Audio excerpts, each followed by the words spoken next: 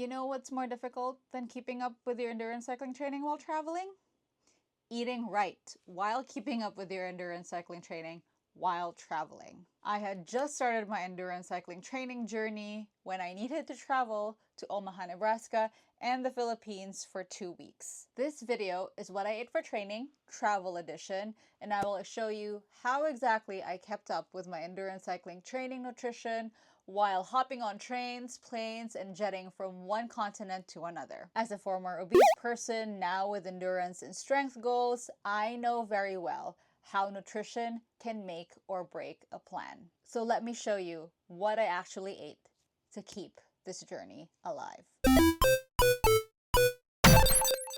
Hi everyone, my name is Mima. I used to be obese. I lost all the weight through a combination of GLP-1 medication, a whole foods diet, and strength training, and now I am training to be an endurance cyclist. I started training for endurance cycling about a month ago, and about 2 weeks into that, I actually had to travel to Omaha, Nebraska and the Philippines, one after the other, but I still decided to remain committed to my training plan and actually trained while I was traveling. I documented those 2 weeks in 2 videos, and you'll be able to find links to those videos in the description box down below. Now, what I didn't talk about in those videos is what I actually ate to keep my sanity while training, while traveling, which is an incredibly important piece of a training plan of whatever sport you are doing, especially endurance sports. I wanted to talk to you guys about what I did, what my nutrition plan was, and the little tips and tricks that really helped me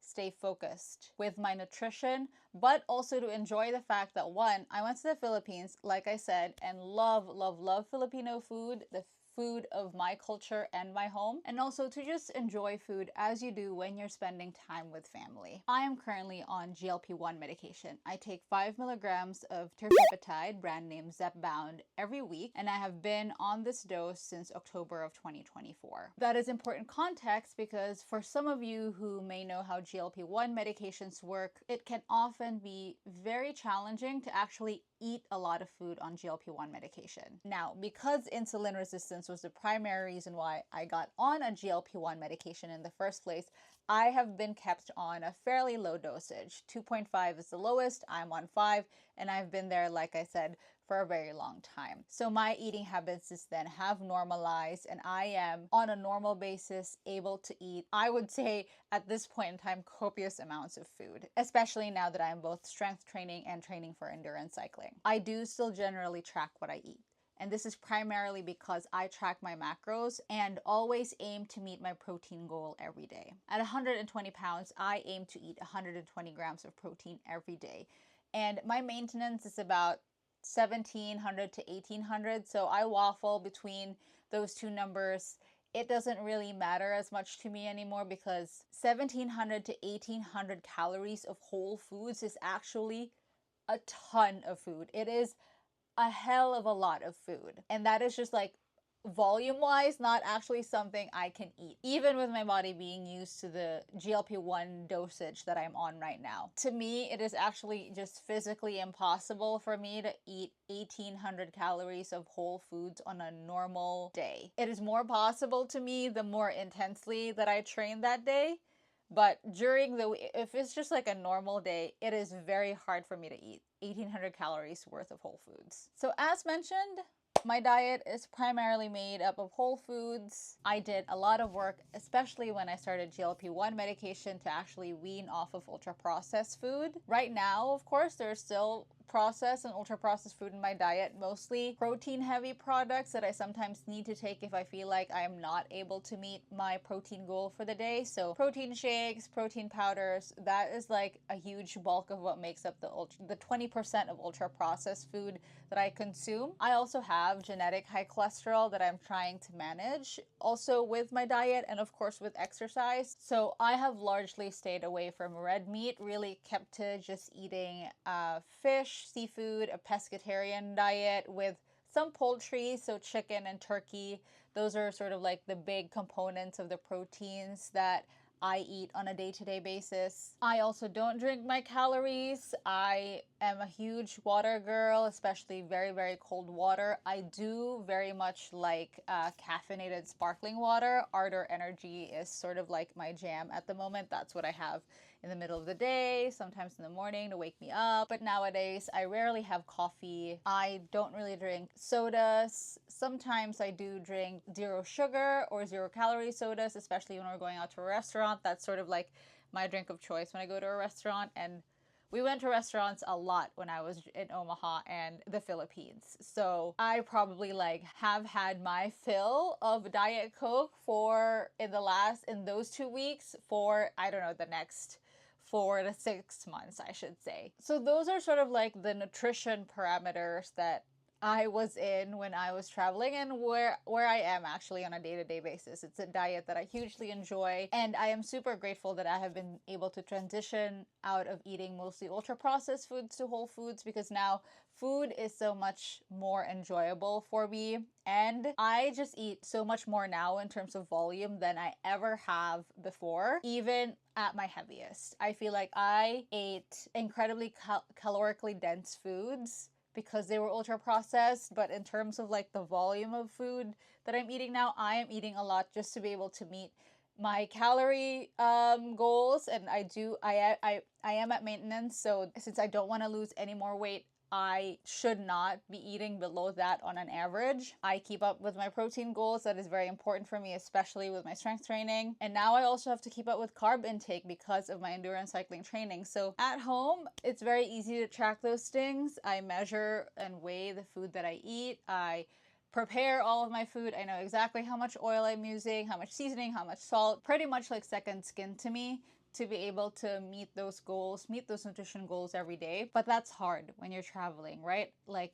I mentioned, it is probably the most challenging part of training while traveling, and sort of like meeting your training goals while you're traveling, while you're not in your own space. But when I was in both Omaha and the Philippines, I just kept in mind what I would normally eat on a day-to-day basis here at home and ordered very, very closely to that, especially when we were out eating at restaurants. So going back to basics, like salmon with rice, any kind of fish that's grilled is always great for me. It was very, very hard to track exactly what I was eating, and I will say I actually did not open up my food tracker app and I use Macro Factor because it's very, very malleable and flexible for me. I really like using it, and their interface is pretty cool. But yeah, I didn't track my food when I was there. I really just instinctually stuck to what I am used to eating now at this point, and sort of like the portion sizes of what I'm used to eating now. I know especially when I was in Omaha, the portion sizes were huge, so it was very hard to control for that.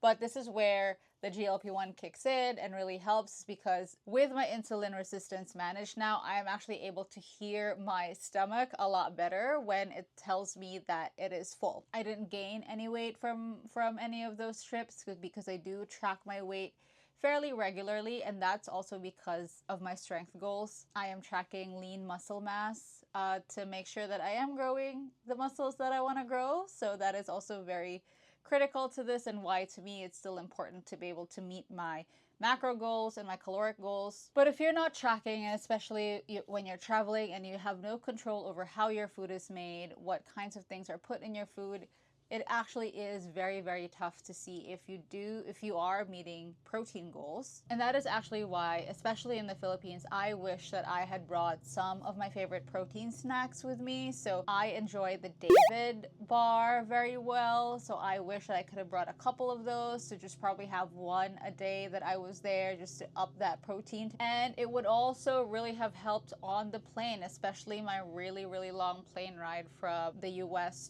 to Incheon before I headed over from Incheon, Korea to the Philippines, because you can't really control the airplane food. I think like the airplane food is really the worst part of all of this, is because airplane food have tiny servings. There's not a lot of protein in it. Even if you choose I would say like most protein heavy option that you possibly could, like a beef meal, they don't put a lot of beef in it, so that is incredibly challenging. And I wish I had just brought a little bit more protein snack options for me to munch on during the flight, or to just eat with my meal, just so I have more of that protein content with my entire meal on the flight. So overall, while it was challenging, I am actually really grateful that the habits I've built, especially at the start of when I started taking GLP-1 medication, the habits, the education that I built, I helped to develop with my doctors really kicked in during this stressful time of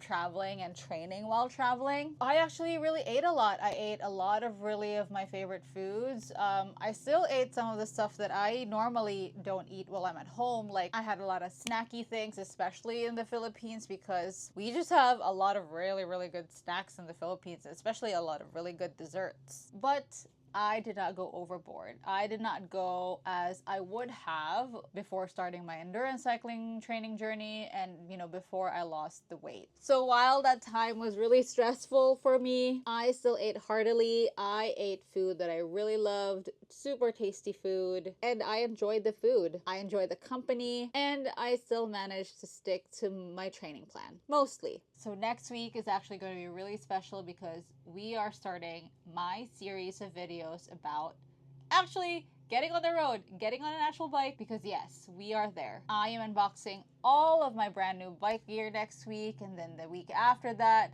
we are hitting the road with my new gravel bike. If that is something that you'd like to see, please click the subscribe button. Come follow me in this delusional journey of me becoming an endurance cyclist. I will see you on my next video. Until then, happy riding.